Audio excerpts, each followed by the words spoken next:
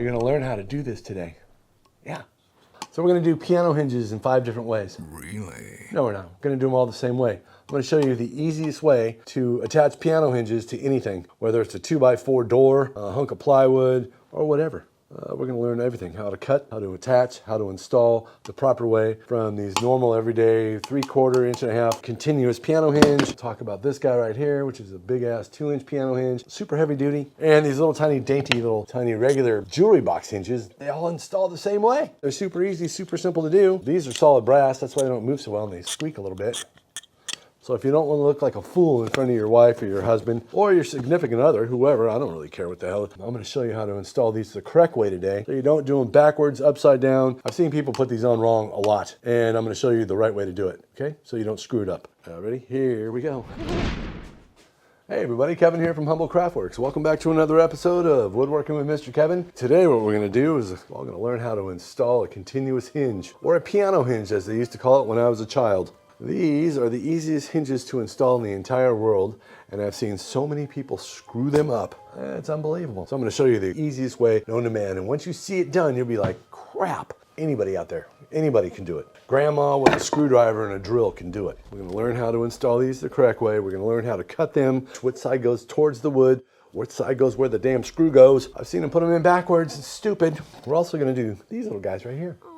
Little itty bitty fellers. These are actually solid brass hinges I bought on Amazon from China. They work the same exact way to install. I'm not going to mortise these in or anything. We're just going to show you how to install them.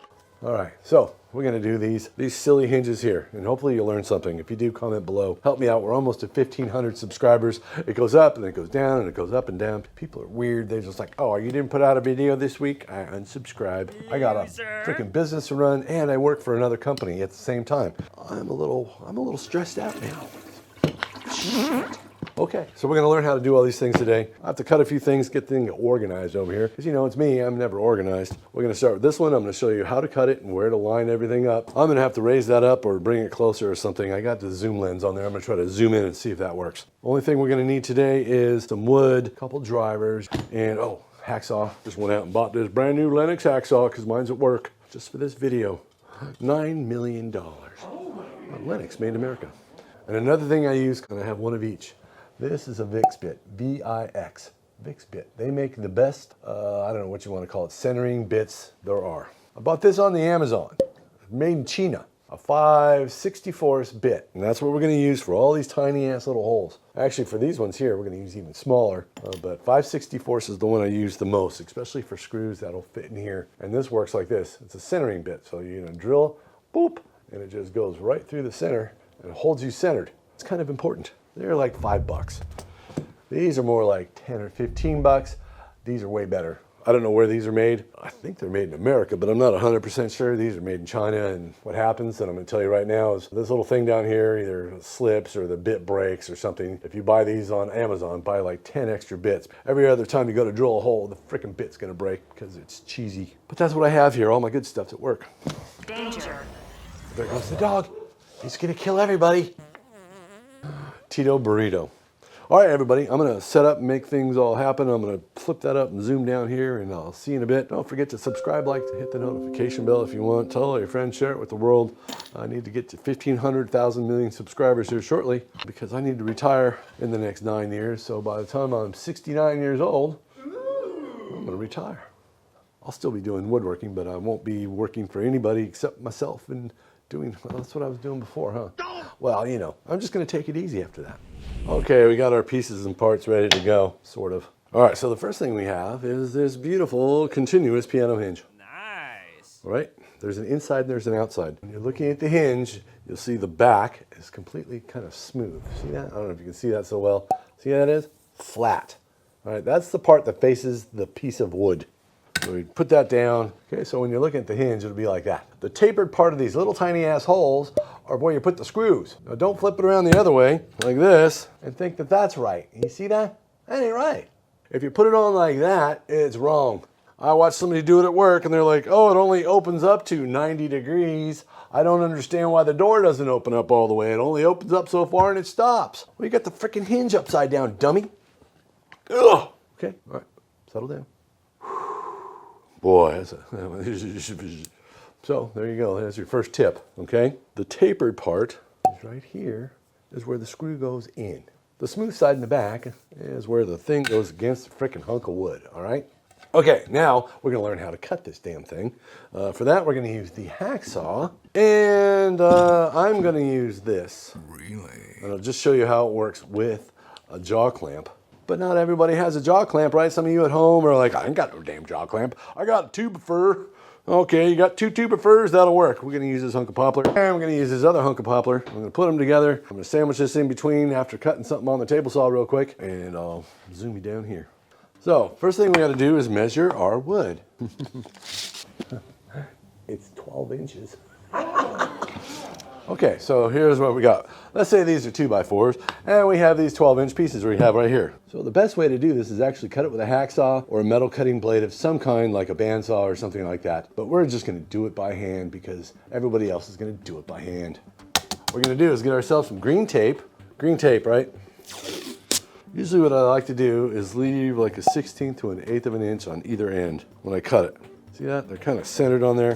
They're equal distance apart. And what I'm gonna do is I'm gonna come in a 1/16 of an inch, put some green tape on it. Right now this hinge is inside out, because if it wasn't, I couldn't do this. I'm gonna take that, I'm gonna lay that down there, and I'm gonna actually cut it right on the line. Pull this out, close the hinge. I'm just gonna wrap it around. It's in like a 1/16 from either side of this block. And I'm just gonna cut this right on the green tape. All right, so we have the green tape on here. All right, we're just gonna let it sit out just slightly. We're just gonna clamp this into place. See that? Holds it. Don't need anything fancy. It'll just hold it in place. Got the big binocular glasses. And all we're gonna do is gonna line this blade up right on the outside of that tape. And just take a little tiny pass at it here like this. Slowly but surely.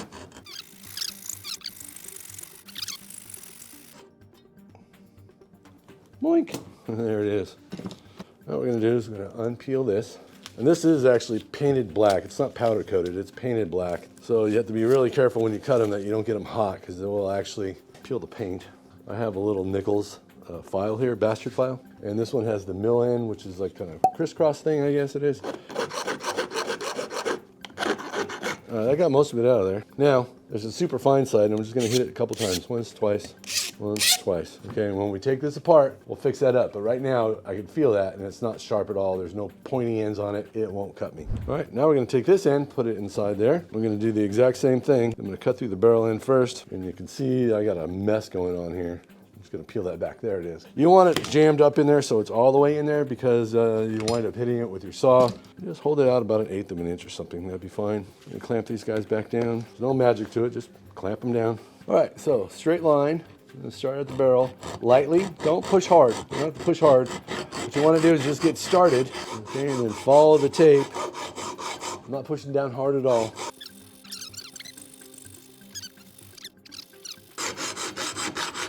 And there it goes. I'm just going to hit it slightly. Now we're going to hit the ends just like this. Taking a little bit of the paint off, but that's okay. Now we're going to open it up. I'm going to take off these little tags. And the easiest way to do that is hold it up here, straight down. Do the other side. Put a slight angle to it, like a 45-degree angle, and just once or twice.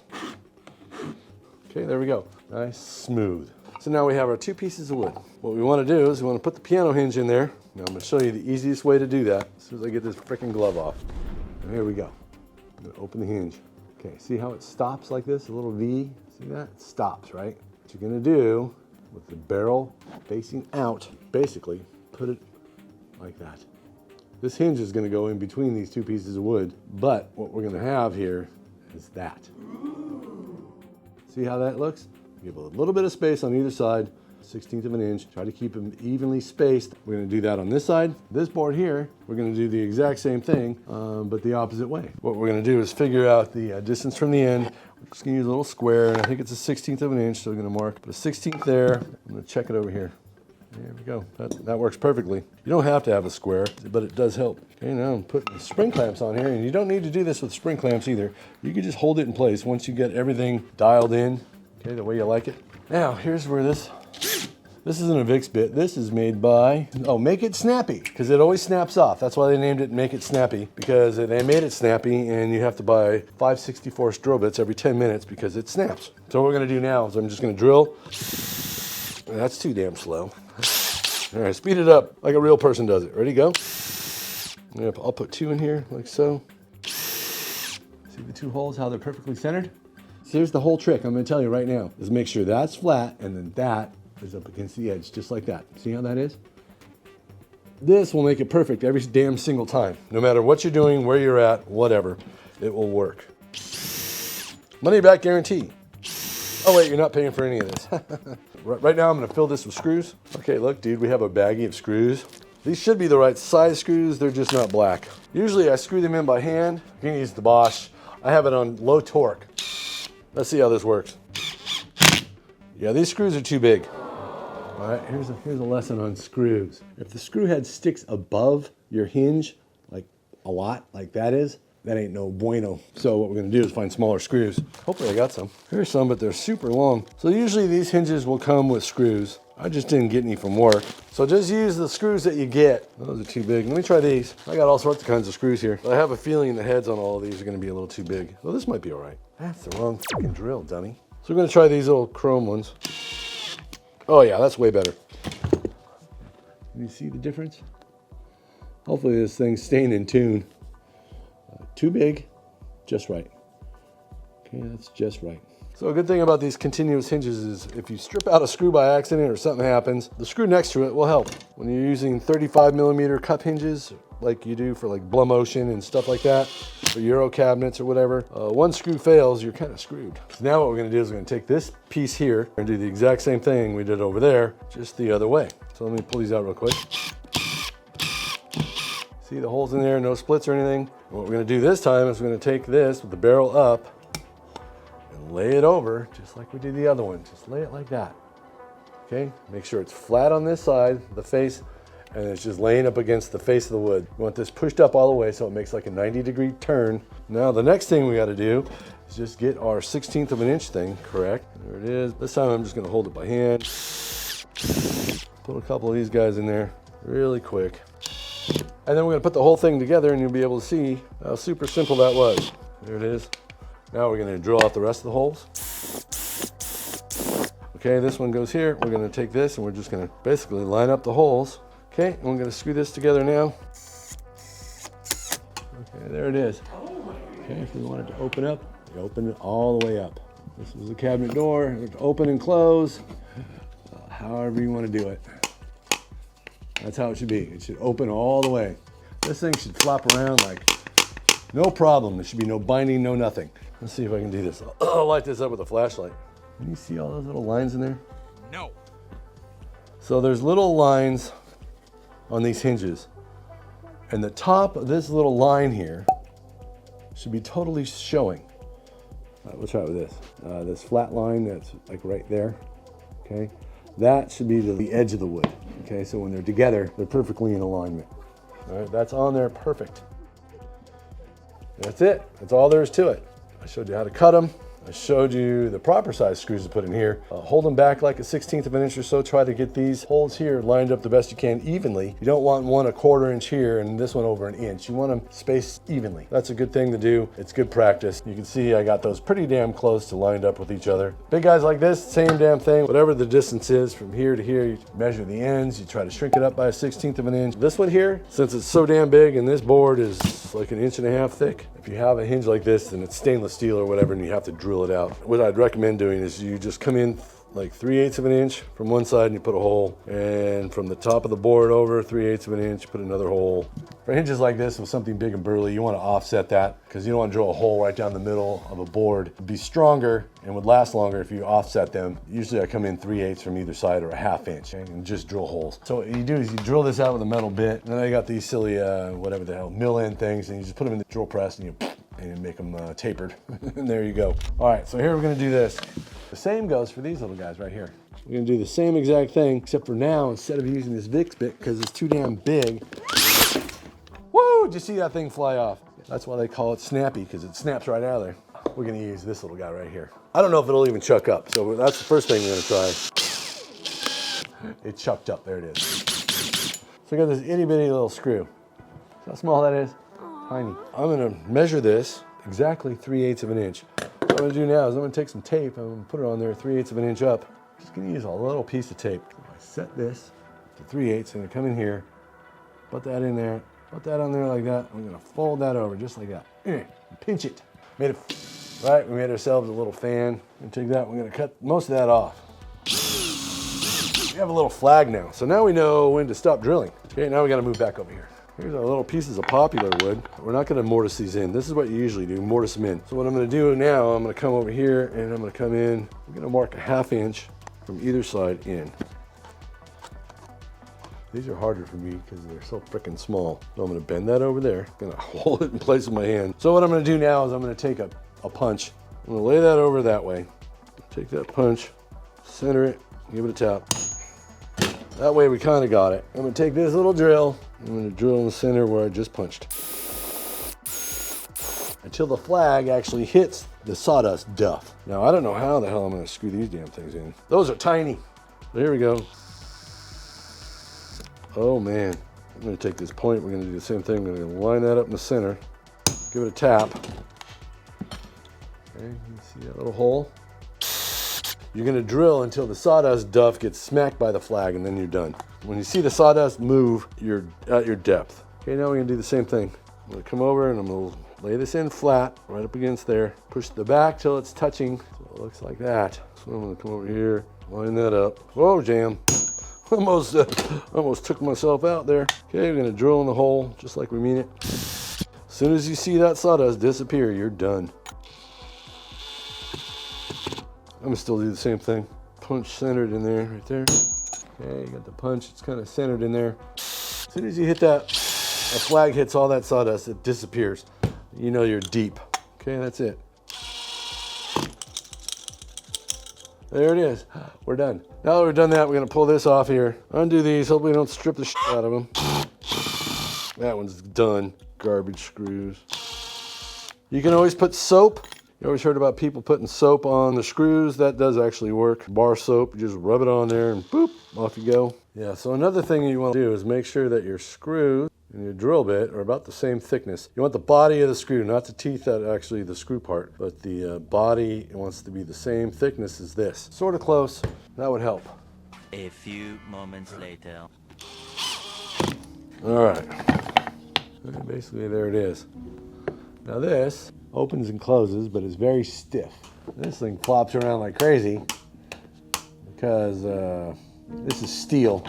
These are brass. It'd probably work better if it was heavier, but you always got to expect whatever the barrel is here, you're going to have a gap. Now, these are usually mortised in. So if I mortised each one of these in to the thickness of the leaf right here, they would be much tighter. And I would probably take up a 1/16 of an inch, you wouldn't have that much of a gap. If you wanted to mortise that one in, you could also, but I don't know why you would want to. If you can zoom in, and see that little gap in there, that little line? They're right to the bottom of where the other one starts on all 4 sides. And that's because we just flapped them over themselves. Just took it and flipped them over. So the smooth side goes against the wood, push it there, you hold this down, flip that over till it's 90 degrees, and you hold it in place and you drill your holes. That's it. That is it.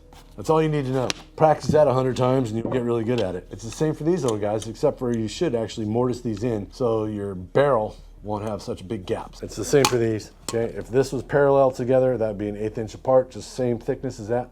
All right, everybody, well, there you go. Super simple, super easy to do. These ones kind of look good. I like the black piano hinges. They cost a little bit more money, but they're beautiful. These ones I bought from China, you know, whatever. They're for jewelry boxes. I do them exactly the same way. You lay them over. You hear that? Sounds like grandma's rocking chair. These are heavy duty. These are ridiculous. And just remember, like I said before, if you come in about 3/8 of an inch from either side and stagger the screws, that'll make it much stronger so you're not going right down the center of the board, weakening the center of the board with big old long screws. You're offsetting them. And there you go. Hope you found that helpful. Thanks for watching. Thanks for hanging out. Oh, I have a bonus for you. A little bonus. So here we go. Look, everybody has a key fob, right? So my key fob stopped working the other day. It kind of works. Watch. I can lock the door. All right, now to unlock it. A few moments later. Nothing. If I want to set off the alarm, I push the button and it works. So it actually works. It'll lock. Hear it? There it goes again. But it won't unlock the car. Won't unlock shit. So I'm going to show you how to fix this real quick with some denatured alcohol. I need my big glasses. So if you ever have this problem with your fob, like it stops working, I just put batteries in it and it stopped working. Okay, well, here's what you do. You're going to pop it open right there on the end there. Boop. Here's what the freaking problem is usually. These little pads here, they get dirty. And what happens is these cheesy ass rubber things, they have these little black pads on the back. I don't know if you can see that or not. The pads get dark and they don't connect. So I'm going to take a paper towel right here, some denatured alcohol. I'm going to do two things. I'm going to take and wipe this down. See the gook that comes off there? Okay. Denatured alcohol flashes off pretty fast. That's good. Okay, now I'm going to come and do those little buttons down in here because they're kind of dirty too. Now that gook. So I got the lock one that still worked. The unlock one didn't work with a poop. So let's see what happens here. Put this back in just like so. Okay. Uh-oh, don't lock over the light. Oh. All right, here we go. Locked. Did you hear it unlock? Did you hear it? It just unlocked. There it is. All right, locked. All right, unlock. Hear it? There it is. Did you hear it? Locked, unlocked. Black crap is what's stopping the connection from working. It gets too dirty and it don't work. And there goes the motorcycle. It's not your battery that died. It's just you need to clean it up with like a Q-tip and some denatured alcohol. It's cheap. All right, we'll see you later. Hey, well, thanks for watching. There you go. And a little tidbit at the very end. Nothing to do with woodworking, but now you know how to fix your key fob. Just clean it with denatured alcohol and a Q-tip. You don't have to replace the battery every 10 minutes. It's probably just dirty. And my truck's a Chevy, so of course it's going to break every time because it's got crappy electrical. All right, everybody. Well, we'll see you soon. You have an awesome day. Go outside and play. Hug somebody you love. Be safe out there, and I'll see you next time. Right here on Woodworking with Mr. Kevin. That's me. Bye. Subscribe now.